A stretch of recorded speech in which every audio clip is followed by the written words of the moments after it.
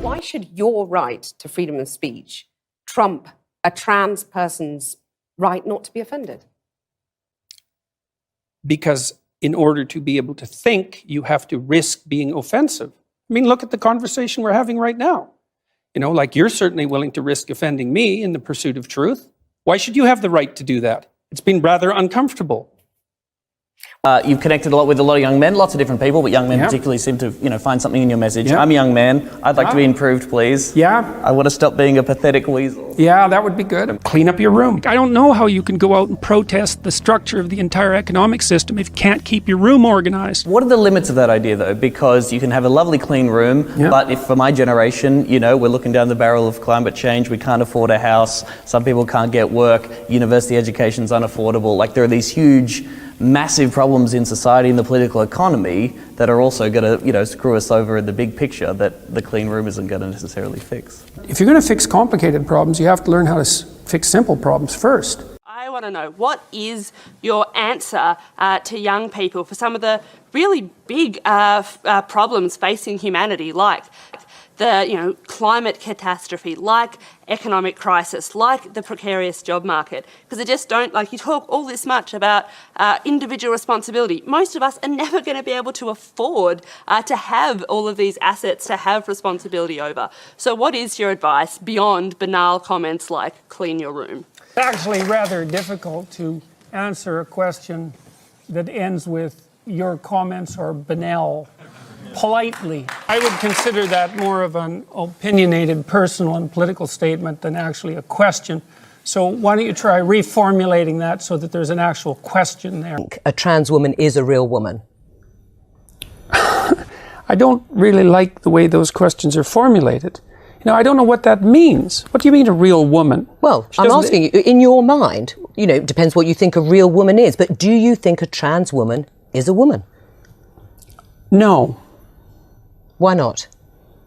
Because I think that women are capable, generally speaking, of having babies, and they have female genitalia, and they have an XX chromosome, and I think the biological markers are relevant. Interested in people being able to have different choices and having equality of outcome.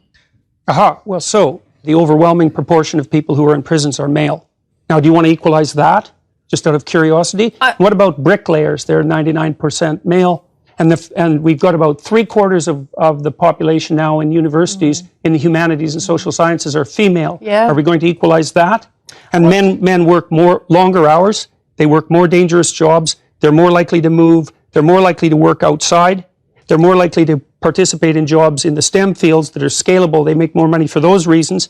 And that's all hidden under the idea that the reason that men and women make different amounts of money is because of their gender. Peterson, do you have any comments on the Nazi presence at your protest? The presence of Nazis and white supremacists assaulting people at your protest. Do you have any comment on that? Yeah, I don't like Nazis.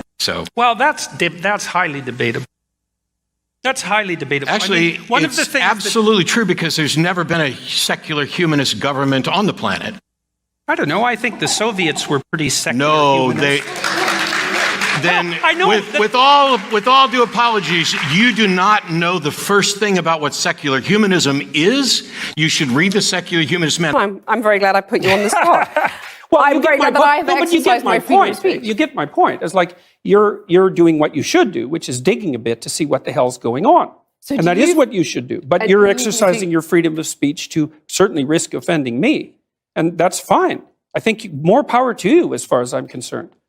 Except you haven't sat there and I'm just trying to work that out. I mean, Gotcha. You have got me. I'm trying to work that. History. You've written the idea that women were oppressed throughout history is an appalling theory. They haven't had a great time, though, have they? Who has had a great time in history? But men have had less of a Really? shitty Have time. they? Have they? By what standard? By what standard? Well, I'm just saying, if you're a woman... How about war? But it took longer for women to get the vote, and women belong to their husbands, and in this country, one woman dies every week from domestic violence, a man dies like once a month, I believe, from that same cause. Like, aren't there some clearly obvious things that women are victim of as a result of their gender? There are inequalities in the catastrophes that the genders are subject to. And so, look, first of all, there's some things we got to get straight. History is a rough business. Everybody had it rough. In 1895, the typical Westerner lived on less than $1 a day, which is absolute poverty by today's standards, right? And so people were brutally poor for almost the entire course of human history. It was rough.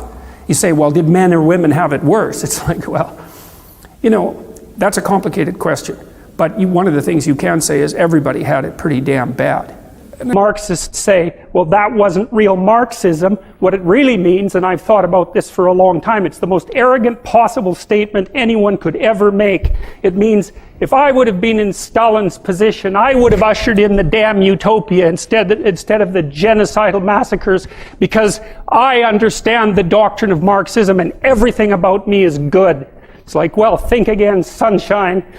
I'm not suggesting in the least, and have never suggested, that there's no domain for social action. I'm suggesting that people who don't have their own houses in order should be very careful before they go about reorganizing the world, which happens in many ways. I see a backlash against masculinity and a sense that there's something toxic about masculinity. What is this idea of being why is society overly feminized? Well, I didn't ever say that society was overly feminized. So if we're going to discuss my views, we should use my actual words. Women got full legal rights. They have the right to determine what language I use, especially when it's backed by punitive legislation. And when the words that are being required are the constructions, they're artificial constructions of people I regard as radical ideologues whose viewpoint I do not share.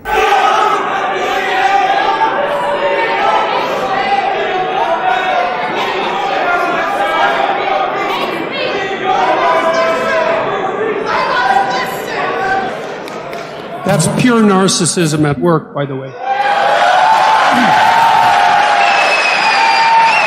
A question for Professor Peterson. Why do you feel that someone's personal gender identity and pronouns infringes your free speech? Can one not also argue, based on your interpretation, that professors can use racial slurs in their classroom and that the inability to do so would violate their freedom of speech? There's a difference between saying that there's something you can't say and saying that there are things that you have to say.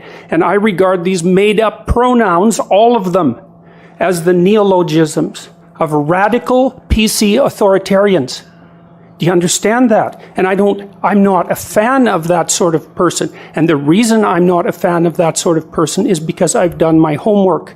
I've read everything I can get my hands on in the development of authoritarian political systems, and I know the literature inside out and backwards. And I am not going to be a mouthpiece for language that I detest.